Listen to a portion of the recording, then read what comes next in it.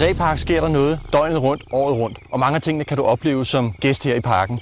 Men bag kulisserne, i stallene, i dyrenes huler, hos dyrlægen og uden for åbningstid, der er der masser af spændende aktiviteter her i parken. I årets gang i Repark kommer du helt tæt på de store begivenheder i parken. Du er med, når giraffen, geparden og bjørnen føder sine unger, og når dyrene lukkes ud på den store savanne.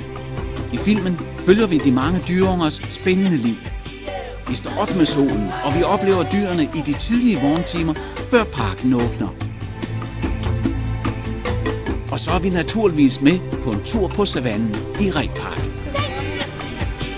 Vi kigger indenfor hos de legesyge aber, og er med, når de sultne løver får deres ugentlige måltid.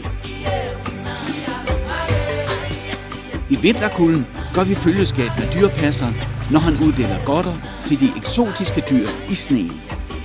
Og så får du svaret på, hvad der sker i parken uden for sæsonen, og når parken er lukket.